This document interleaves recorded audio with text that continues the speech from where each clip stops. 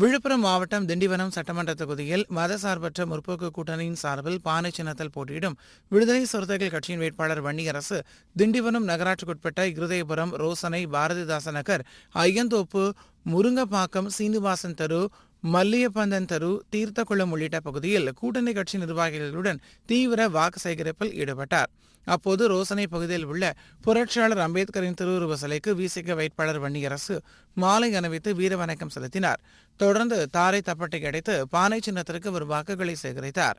இதில் திமுக தேர்தல் பொறுப்பாளர் வழக்கறிஞர் ரமணன், நகர செயலாளர் கண்ணன், விசிக மாவட்ட செயலாளர் மலைசாமி, மண்டல செயலாளர் வழக்கறிஞர் திலீபன், கருத்தியல் பரப்புரை மாநில செயலாளர் சேரன், திண்டிவனம் நகர்மன்ற தலைவர் நிர்மலா ரவிச்சந்திரன், விசிக நகர்மன்ற துணைத் தலைவர் ராஜலட்சுமி வெற்றிவேல் மற்றும் கூட்டணி கட்சி நிர்வாகிகள் கலந்து கொண்டனர். ஒரு அடையாளமான ஒரு விடிவான ஒரு தேர்தலாக அமைய போகிறது. ஏன் இங்க சொல்றோம் அப்படின்னா, இன்றைக்கு பாஜக, RSS, சங் பரிவார அமைப்புகள், அந்த கும்பல் இன்றைக்கு இந்தியாவை மதவாதத்தை முன்வைத்து, மதவெறியை முன்வைத்து மிகப்பெரிய வன்முறையை தூண்டிவிட்டுக் கொண்டிருக்கிறார்கள். அதற்காக நேரம் பார்த்துக் கொண்டிருக்கிறார்கள். அதற்கு உதாரணம், வட மாநிலங்களில் ராமர் கோயில் என்கின்ற பிரச்சாரத்தை முன்வைத்து பாபர் மசீதை இடித்து தள்ளினார்கள். ஆனால் அதே உத்தியை தமிழ்நாட்டில் திருக்குறங்குன்றத்தை முன்வைத்து அங்கே பெரிய வன்முறையை, பயங்கரவாதத்தை கட்டவிழ்த்து விட துணித்தார்கள். ஆனால் அந்த முயற்சியை, அந்த சதியை துணிச்சலோடு முறியடித்த ஒரு மகத்தான முதல்வர், மகத்தான மக்கள் தலைவர் தான் நம்முடைய முத்துவேல் கருணாநிதி ஸ்டாலின் அவர்கள்.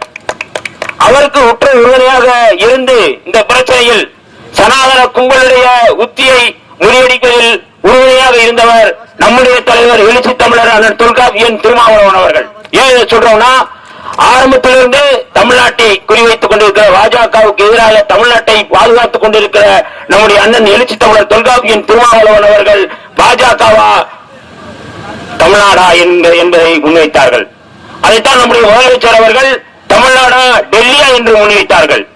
இன்றைக்கு இரட்டை பேரிலே போட்டியிடுகிறவர்கள் அது இரட்டை அல்ல, அதுக்கு பின்னாடி ஒளிந்திருப்பது, வெளிப்படையாக தெரிவது தாமரை தான், பாஜக தான், RSS தான். இதை நாம் புரிந்து கொள்ள வேண்டும்.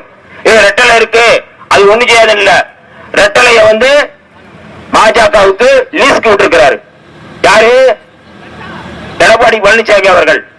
இங்க போட்டியிட்டு கடந்த முறை 5 ஆண்டுகளாக எம்எல்ஏவாக இருந்தவர் இந்த தொகுதியில் ஏதாவது செய்திருக்கிறாரா என்றால் எதுவும் செய்யவில்லை. உங்களுக்கு எல்லாருக்குமே தெரியும்.